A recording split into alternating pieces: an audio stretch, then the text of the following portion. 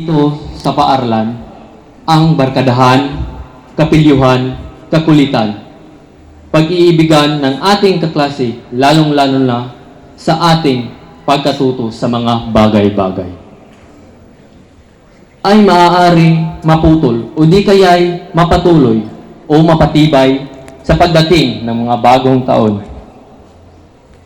Ang propesiya na nakalaan sa aming batch ay babasahin ko. Ito ang naging buhay namin pagkalipas ng 10 taon.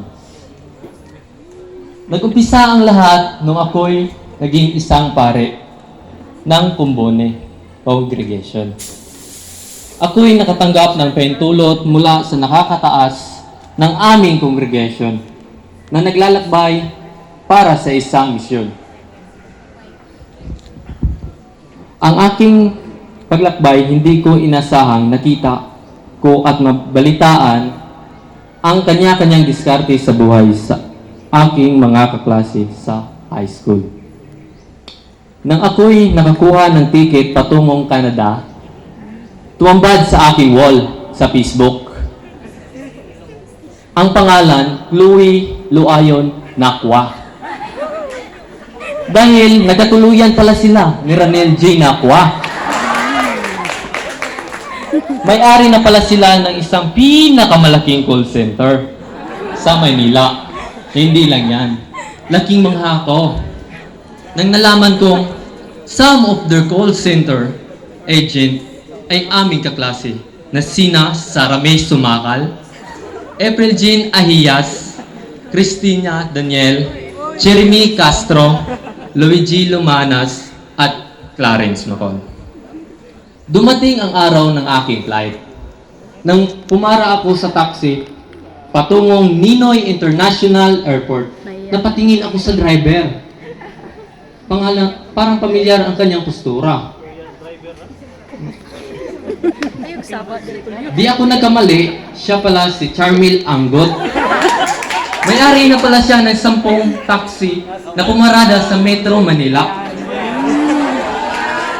At matulungin si Charmel. Kinuha niya si Seji Bernes bilang tagapangasiwa niya.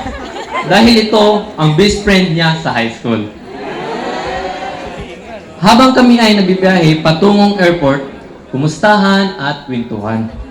Nabanggit niya sa akin na si Marian Joy ko ay isang flight attendant sa Philippine Airlines. At nagkataong si Anthony James Manggubat ang piloto. Natandaan ba ninyo sila? Yung sweet lover sa high school, hanggang ngayon sila pa rin. At dahil mayroon silang stable job, nagplano silang magpakasal. Papagbiro talaga ang tadhana. Kumuha sila ng wedding gown designer na sikat sa kapanahunan. Di nila inakala ang sikat na designer na yon ay si Welcres Cortez. Alam niyo na kung bakit papagbiro ang tadhana. Ang buki na gumawa ng wedding gown ay nakapangalan ng Well Jane Asher Corporation. Akala ko isa lang ang may-ari nito, ngunit 4 pala sila.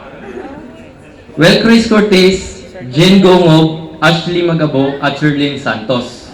Kaya natawag na Well Jane Asher. Para maayos at tiwasay ang takbo ng kasal, kumuha sila ng wedding organizer. Nagkataon na may malapit silang kaibigan na broker. Tinawagan nila at itinanong kung may kakilala ba itong wedding organizer. Natandaan niyo ba ang kaibigan or kaklase niyo nung di marunong mapagod at di maubusan ng kwento sa buhay? Sino yon? Sino?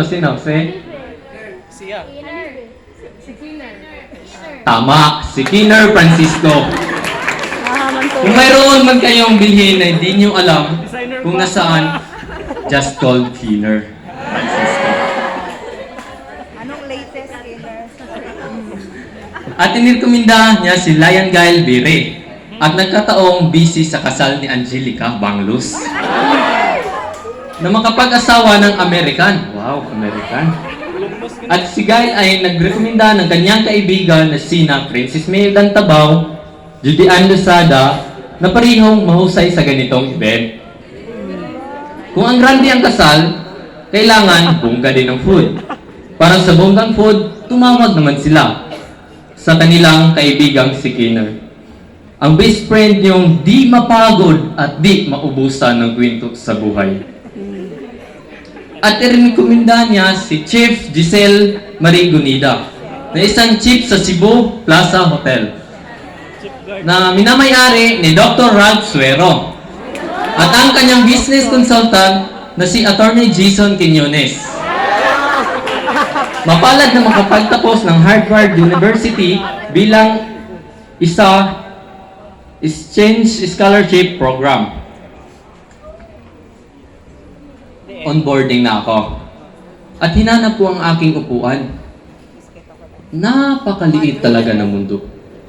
At hulaan nyo kung sino ang katabi ko sa eroplano. Sino? Lucky. Ay, sino pa? Ang kaklase kong di marunong mapagod at di maubusan ng kwento sa buhay. Si Kinner Francisco.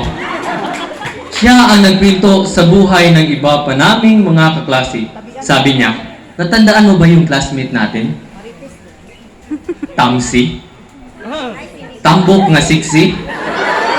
Sabi ko, si Nicole Allen Palisbo. Sabay times up niya.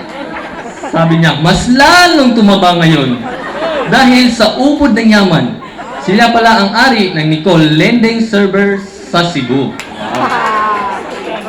Sabi pa niya, si John Kyle Flores ay captain sa PMA o Philippine Military Academy. Nabanggit pa niya si Joseph Emmanuel Buhisan at J. Lloyd Dabuda ay pawang mga OFW. At ito pa, ipinagmalaki niyang sinabi sa akin na mayroon kaming PBE player na classmate. Napaisip tuloy ako kung sino. Agad niya namang dinugtungan na si Jimar Palispo. Sabi ko, kumusta naman ang buhay ni Nisel Lamolho? Bumulong siya sa akin, sabi niya. Sabi niya na first lady na raw sa Sinipay. Dahil nagkatuluyan sila ng dati na nobyo na si Barangay Captain G. Castañares. Nang mapansin ni Kinner, ang kaklase kong di maubusan ng kwento sa buhay at di mapagod. Nang inantok na ako, ginulat niya ako, sabay sabi, last good news. Sabi niya, natandaan mo ba si Honeybee Anggot? Lapitin ng swerte yun. Biruin mo, sa paulit-ulit niyang paakyat, pababa, pataas sa Ligas Baka. Binigyan siya ng 2 kilo ng ginto sa Diwata. Ayun, naging may-ari ng Honeybee Gold Buyer sa Davao City. Dugtong pa ni Kinner. Ang kaklase namin na si Clea P. Malikay, kaya nagmadre dahil hindi niya daw niligawan. Nagkwento din niya sa akin na si Rina May Maminta ay may-ari na ngayon ng isang security agency sa Baguio City. Wow! At sina Jigmar Kulot at Kevin Gainanan ay pawang mga guro sa Sindangan National Agricultural School or ISNAS.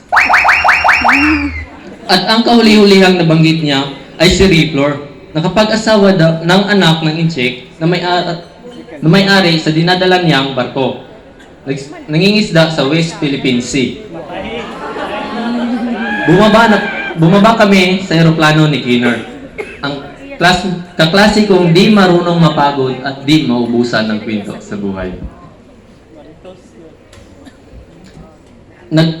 Nagpasya kaming kumain at napansin namin ang Urong Food House. Sabi niya, dito na kami kakain dahil malamang Pinoy ang may-ari nito.